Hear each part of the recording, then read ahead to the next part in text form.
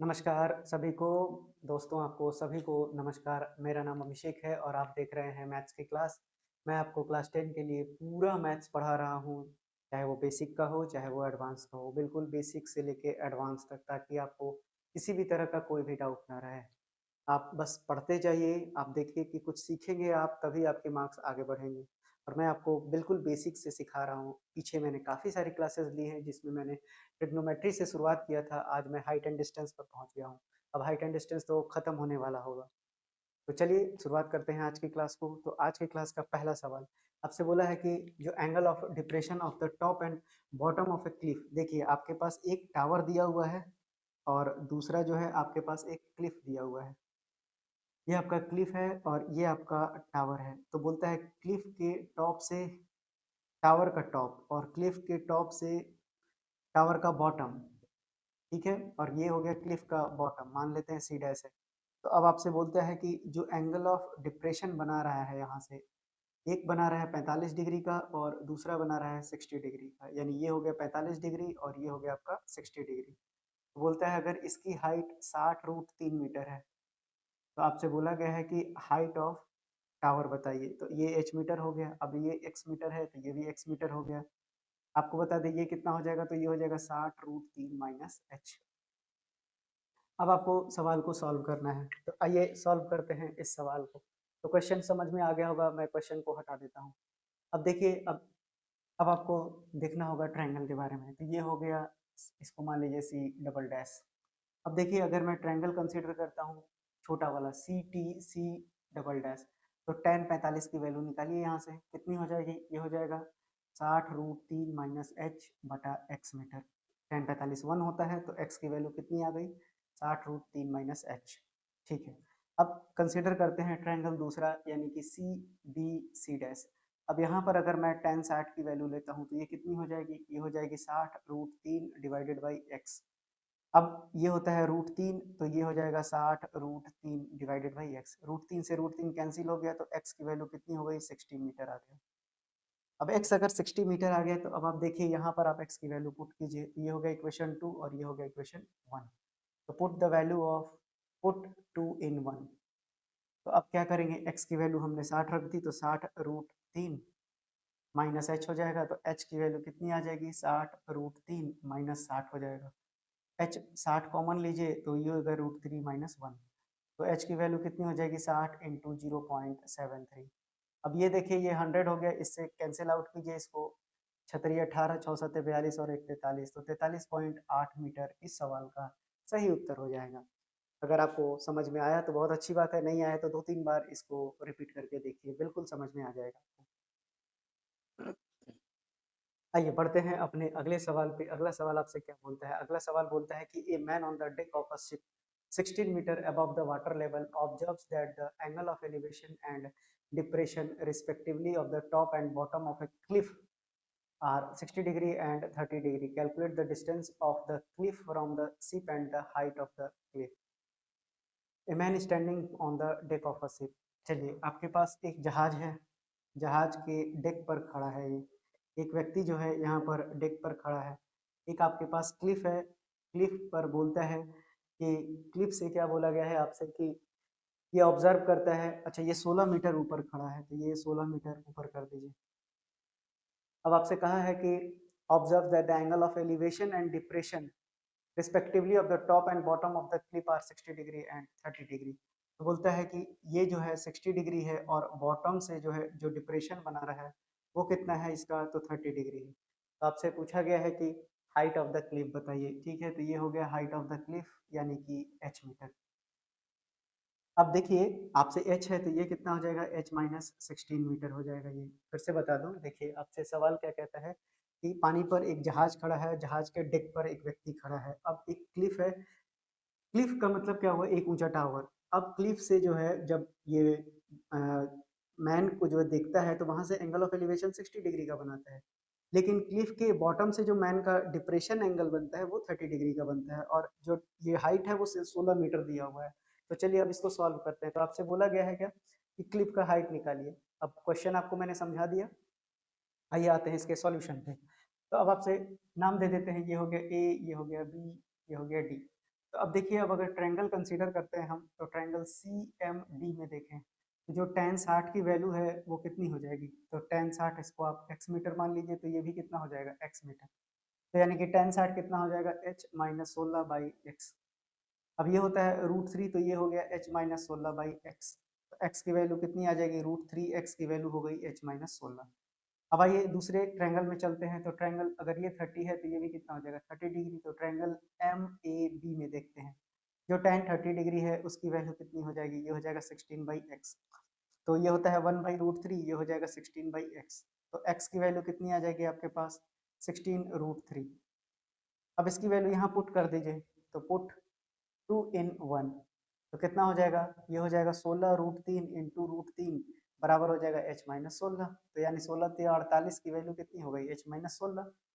तो h की value कितनी हो जाएगी, इधर 16 ला के जोड़ दीजिए तो 64 हो जाएगा। यानी 64 मीटर क्या है, हाइट है आपका। जो क्लिफ है उसकी हाइट कितनी है, 64 मीटर है। यही इस सवाल का सही उत्तर हो जाएगा आपको। तो अगर ये क्वेश्चन नहीं समझ में आ रहा है तो आप रिपीट करके 2-3 बार देखिए, आपको बिल्कुल क्लियर हो जाएगा। आइए देखते हैं इस क्वेश्चन को कि इस क्वेश्चन को आप कैसे बनाएंगे। आपसे कहता है कि the angle of elevation of the top Q of a vertical tower PQ from a point X on the ground is 60 degree. At a point Y 40 meter vertically above X, the angle of elevation is 45 degree. Find the height of the tower PQ. Take √3 is equals to 1.73, ऐसा आपसे कहा गया है। चलिए मैं एक बार question पढ़ते हुए आपको समझा दूं कि angle of elevation of the top Q of A vertical tower PQ। देखिए आपके पास एक टावर दिया हुआ है वर्टिकल टावर जो कि PQ है। तो यानी कि टॉप उसका P दिया है और डाउन इसका Q दिया हुआ है। अब बोलता है कि from a point X on the ground, यानी कि ग्राउंड पर जो है एक पॉइंट दिया हुआ है जो कि X है, जहां पर कि उसका एंगल ऑफ एलिवेशन उसने कहा है ये बन रहा है P से एंगल ऑफ एलिवेशन आपका 60 डिग्री। चलिए 60 डिग्री बना दिया। अब आगे क्या बोलता है, अब बोलता है at a point Y 40 metre above X, यानी कि एक पॉइंट आपका लिया है उसने Y जो कि X के 40 मीटर ऊपर है। एक पॉइंट कौन सा है, ये Y पॉइंट दिया हुआ है। The angle of elevation is 45 degree. ठीक है, इसको यहाँ से ज्वाइन कर दीजिए और इसको यहाँ से इसने कहा है कि ये 45 डिग्री है। तो आपसे बोला क्या गया है, आपसे कहा गया है कि find the height of the tower PQ, यानी PQ की हाइट आपसे पूछा है कि कितना होगा। ठीक है, तो ये h मीटर मान लिया, ये 40 है तो ये भी 40 मीटर हो जाएगा। ये कितना हो जाएगा आपका h माइनस 40 मीटर हो जाएगा। तो यहाँ तक कोई डाउट नहीं होना चाहिए। फिर से समझा दूं एक बार मैं, आपसे कहा गया है कि एक टावर है जो PQ है, PQ P उसका टॉप है, Q इसका डाउन है। अब बोलता है कि ग्राउंड पर जो है एक X पॉइंट है जहां पर से P का एंगल ऑफ एलिवेशन 60 डिग्री है, X से 40 मीटर ऊपर Y है और वहां से जो एंगल ऑफ एलिवेशन है वो 45 डिग्री का बन रहा है। तो आपको हाइट बताना है टावर का। आई होप क्वेश्चन पूरी तरह से क्लियर होगा।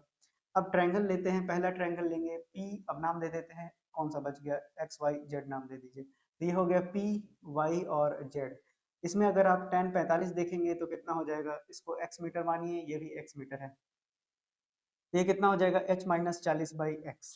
तो tan 45 1 होता है तो x की वैल्यू कितनी हो गई h माइनस 40। वहीं अगर आप देखेंगे तो बड़ा ट्रायंगल को अगर हम कंसीडर करें तो ये हो जाएगा PXQ। तो PXQ में देखेंगे ये हो जाएगा आपका h/x की वैल्यू हो जाएगी tan 60 डिग्री। अब h/x tan 60 कितना होता है, ये होता है √3। तो h की वैल्यू कितनी हो गई, √3x हो गई। ये हो गया क्वेश्चन नंबर 2। अब हमको हाइट पूछा है ना, तो हम अब x की वैल्यू यहाँ से निकाल लेते हैं। तो ये कितना हो जाएगा h/√3। अब इसको यहाँ पुट कर देते हैं, तो x के जगह h/√3 पुट कीजिए, यानी कि पुट 2 in 1। तो ये कितना हो जाएगा आपका h माइनस 40। अब 40 को इधर लाएंगे तो ये कितना हो जाएगा आपको, हो जाएगा h माइनस h/√3। तो यानी कि 40√3 की वैल्यू हो जाएगी यहाँ 1.73 में से 1 घटाइएगा तो 0.73 h आ जाएगा। तो यानी कि अब आपका कैलकुलेशन थोड़ा सा टिपिकल हो गया। तो 0.73 h की वैल्यू कितनी हो जाएगी, 40 इंटू 1.73। इसको तो ऐसे ही रहने दीजिए, यहाँ से एक शून्य को हटाइए। तो अब h की वैल्यू कितनी आ जाएगी, अब यहाँ से भी इसको हटाइएगा तो ये 100 हो जाएगा, 100 हो जाएगा तो इसको 10 से ऐसे कर लीजिए। तो अब 73H की वैल्यू कितनी आ गई आपके पास, 4 इंटू 173 इंटू 10 डिवाइडेड बाई 73।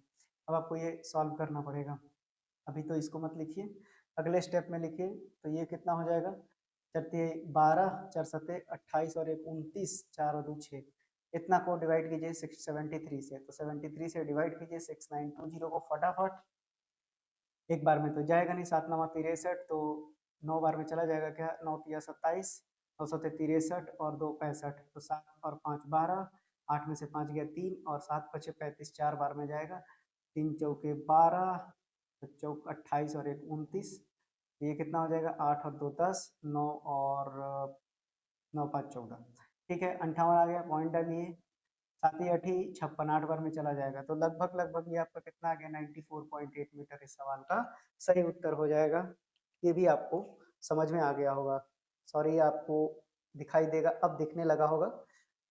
फिर से मैं एक बार यहाँ पर एक्सप्लेन कर दूं, ये देखिए ये 1 आया था, फिर से उसी तरह बड़ा ट्रायंगल में x की वैल्यू निकाला, इसकी वैल्यू यहाँ सब्स्टिट्यूट किया, तो ये मेरा इक्वेशन बन गया। और एक बार आप देख लीजिए, मैं 30 सेकंड के लिए रुक जाता हूँ ताकि आपको दिक्कत ना हो। चलिए बढ़ते हैं अपने अगले सवाल पर। अगला सवाल आपसे क्या कहता है, बोलता है कि the angle of elevation of the top of the tower from a point on the same level as the foot of the tower is 30 degree, ठीक है। On advancing 150 metre towards the foot of the tower, the angle of elevation becomes 60 degree, so that the height of the tower is 129.9 metre.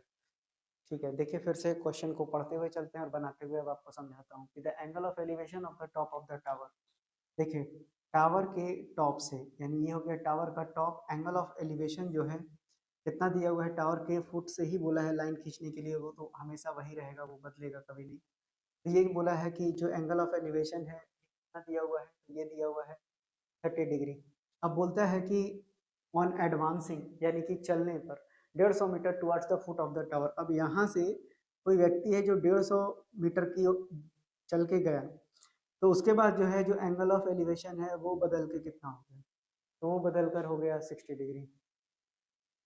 तो आपसे बोला है कि बताइए कि, sorry 60 metre लग गया, 60 डिग्री। तो आपसे कहा गया है कि आप बताइए कि height of the tower 129.9 metre हो। मैंने आपसे कहा है कि हाइट ऑफ द टावर आप 129.9 मीटर प्रूव करके बताइए। तो ये मान लेते हैं ये आपका एक्स मीटर है। चलिए ये हो गया, कोई पॉइंट का नाम तो नहीं ना बोला है, नहीं ठीक है, तो ये हो गया ए, ये हो गया बी और ये हो गया सी।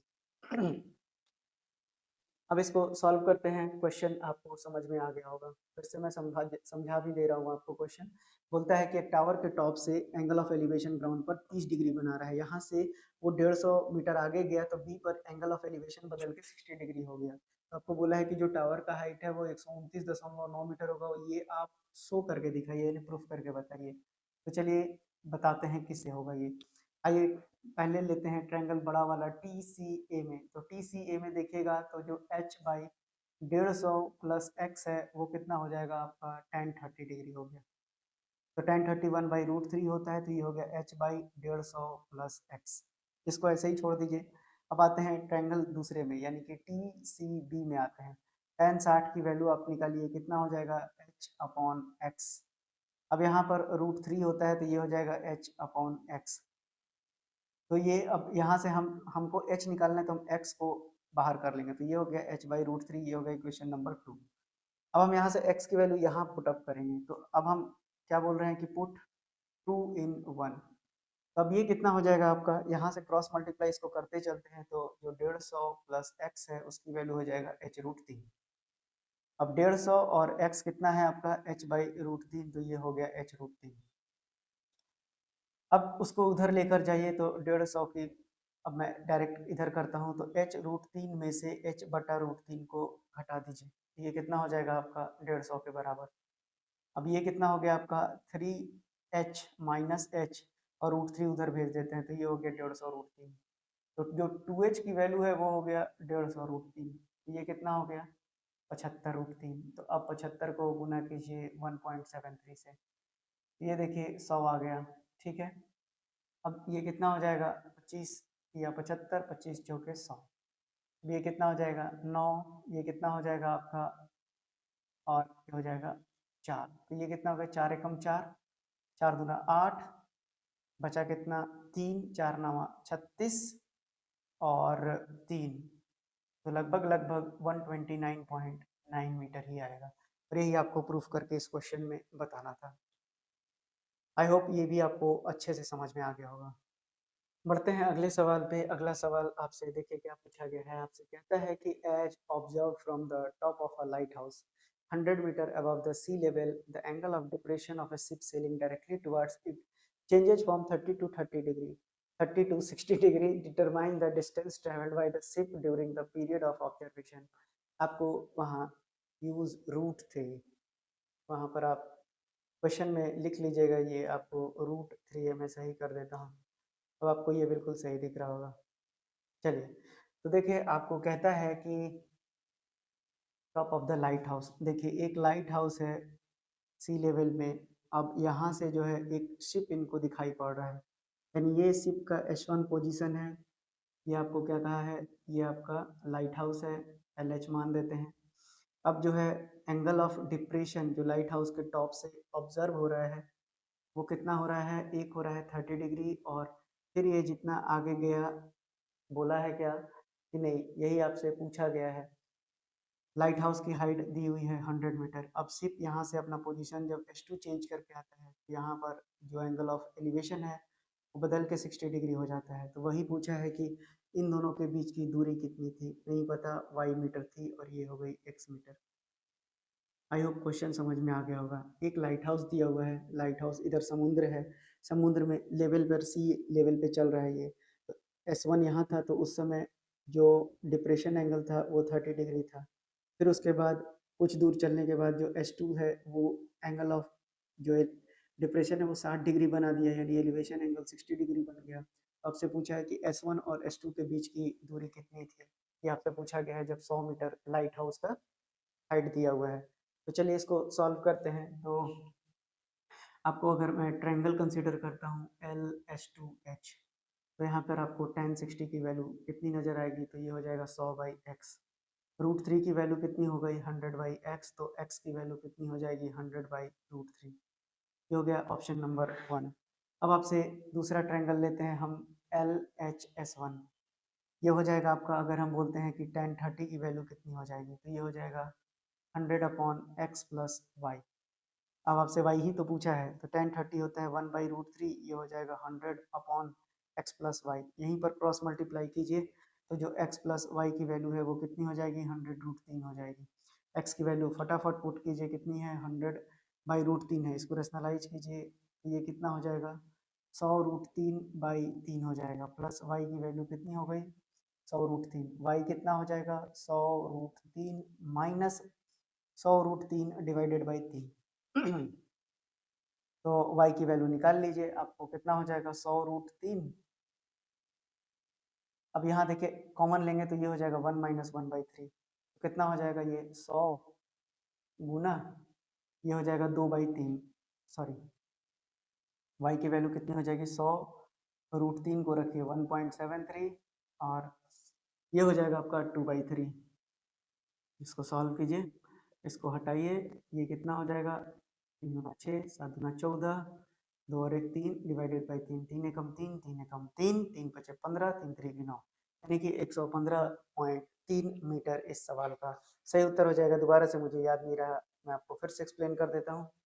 छोटे वाले बड़े वाले ट्रायंगल, सॉरी बड़े वाले ट्रायंगल में tan 30 निकाला तो 100/x + y आ गया।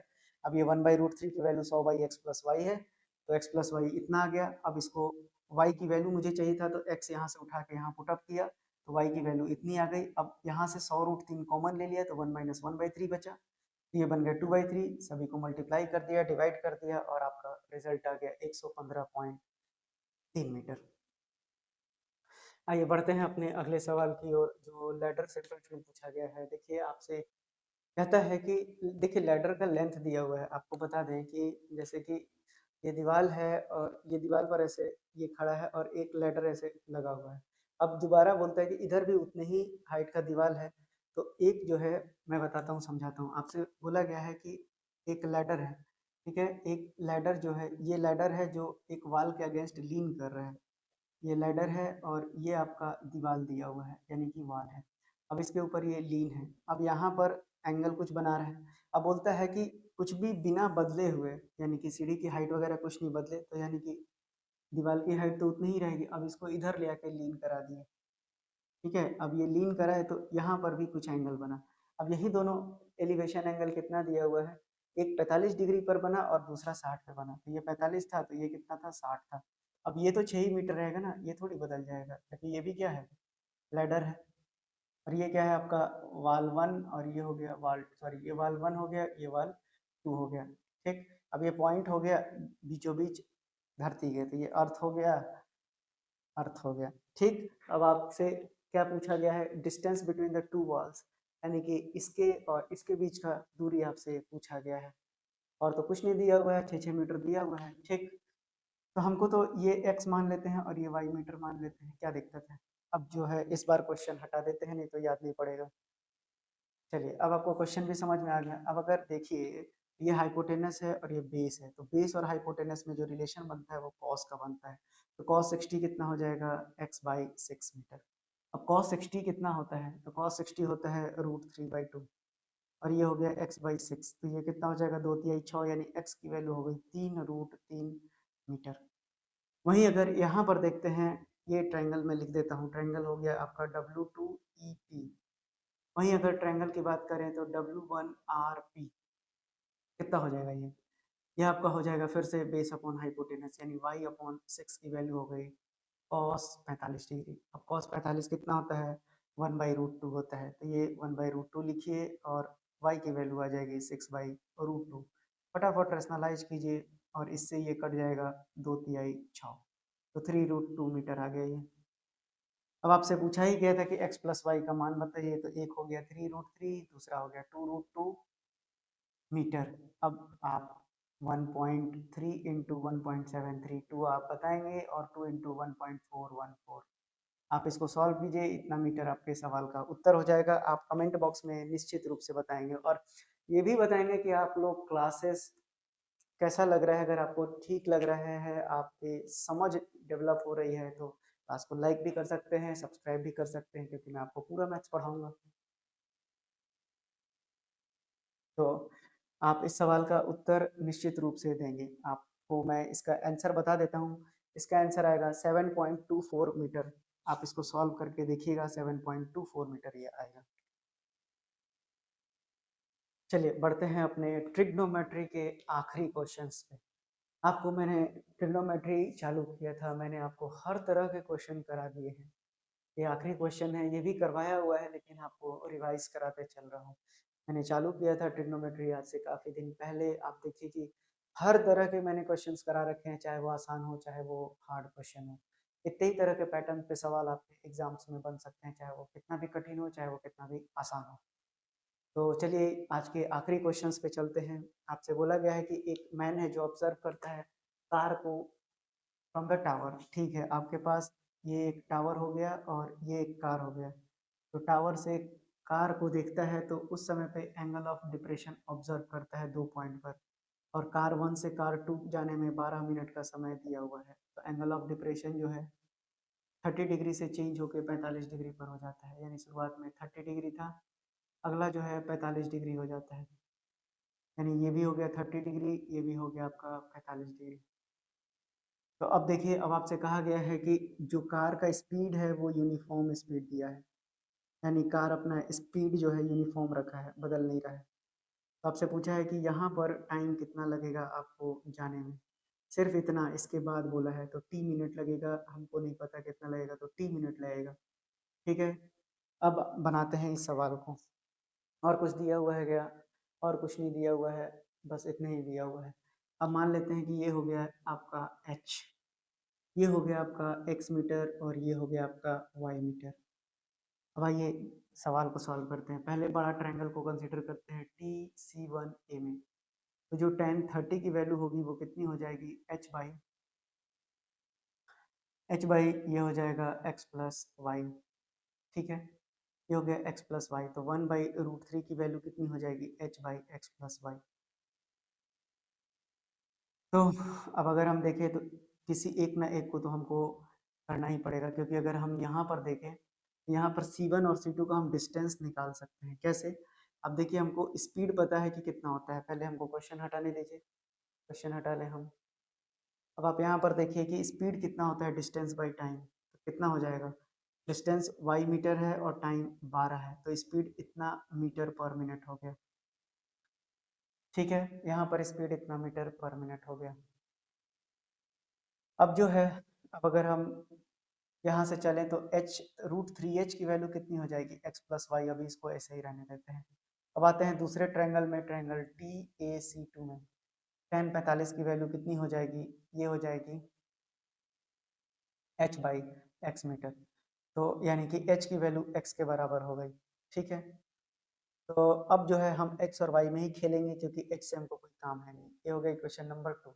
अब अगर हम बोले कि फ्रॉम 1 एंड 2, तो 1 एंड 2 में h को कंपेयर कर लेंगे, तो ये कितना हो जाएगा? ये हो जाएगा x प्लस वाई बाई √3 की वैल्यू हो जाएगी x के बराबर।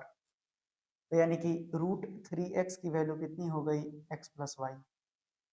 इसको घटाते हैं इधर लाके, तो √3x माइनस x की वैल्यू कितनी हो गई मेरे पास? y हो गई। अब अब अगर हम देखते हैं तो ये कितना हो जाएगा? 0.73x की वैल्यू कितनी हो गई? y हो गई। या फिर ऐसे रहने दीजिए, √3 माइनस 1 इंटू एक्स की वैल्यू हो गई y के बराबर। अब हमसे पूछा गया है यहाँ पर टाइम कितना होगा, यहाँ पर टाइम कितना होगा। तो देखिए, अब अगर हम यहाँ y की वैल्यू पुट कर देते हैं, तो y कितना आ गया आपका? ये आ गया √3 minus 1 into x by 12 metre per minute आया। यानी यही तो स्पीड है, और यही स्पीड यहाँ पर भी है। यहाँ पर भी स्पीड कितना रहेगा? √3 minus 1 into x by 12 metre per minute ही रहेगा।